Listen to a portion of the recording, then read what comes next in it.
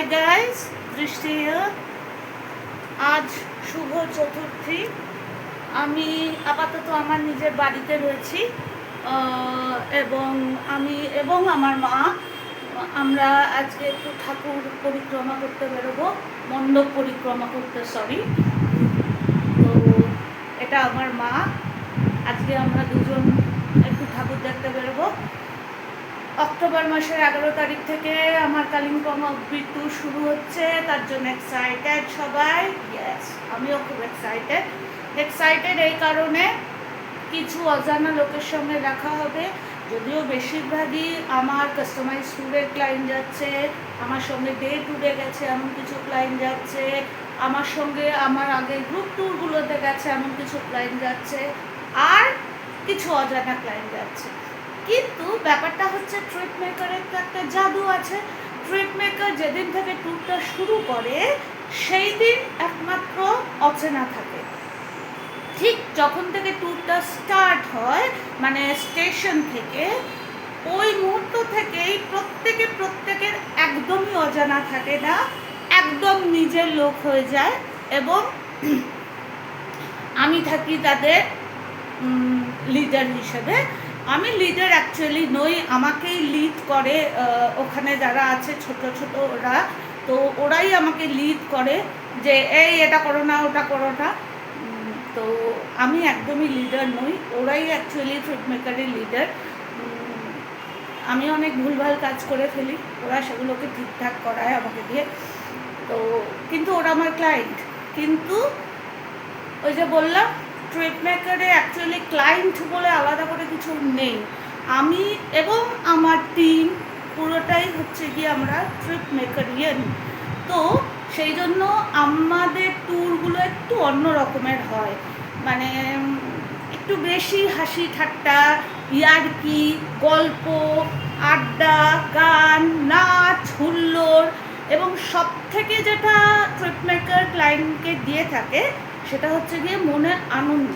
আজকের যুগে না মানুষের মনে আনন্দটা হারিয়ে যাচ্ছে, মানুষ আনন্দ করতে ভুলে যাচ্ছে, মানুষ ভীষণ একাকিত্বে ভুগছে, ফ্রাস্ট্রেশনে ভুগছে, ডিপ্রেশনে ভুগছে। তো ট্রিপ মেকার এই জিনিসগুলোকে মানুষের মন থেকে কয়েকদিনের জন্য একটু দূরে সরিয়ে দেয়।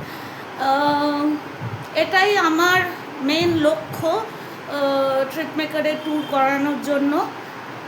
এবং আমি চেষ্টা করি যে যাতে আমি আমার কাজে সফল হই।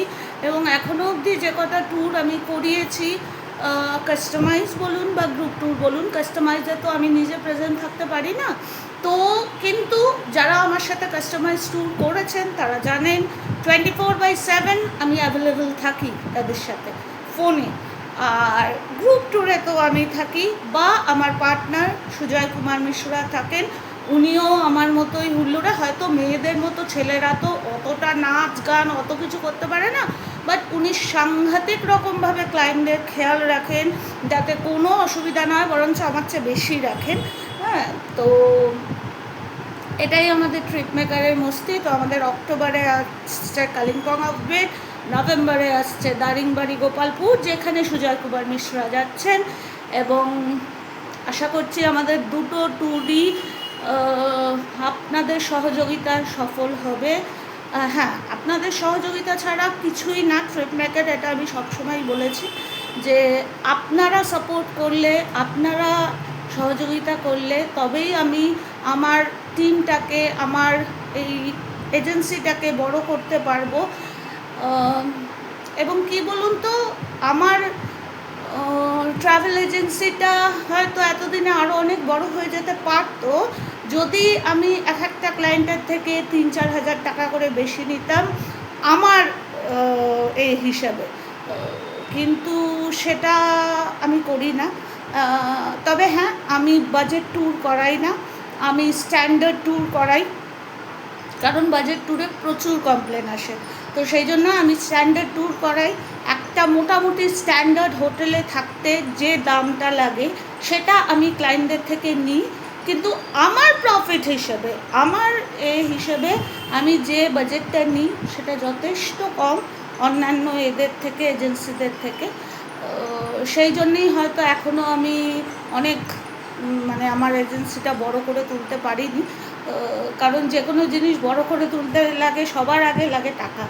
তো সেইটা আমি মানুষের থেকে অত্যন্ত বেশি নিতে পারি না। যেটা লাগে হোটেলে গাড়িতে সেই অ্যামাউন্টটা তো আমাকে নিতেই হবে, সেটা আমি নিয়ে থাকি স্ট্যান্ডার্ড ট্যুর করাতে গেলে। আর নিজের জন্য কিছু নিয়ে থাকি, কারণ আমি একটা বিজনেস করি। এনিওয়ে, আমাদের পরে আবার দেখা হচ্ছে। আজকে একটা ইচ্ছা করলো তাই একটা ছোট্ট ব্লগ বানালো। থ্যাংক ইউ, টাটা। এবার আমরা বেরোবো।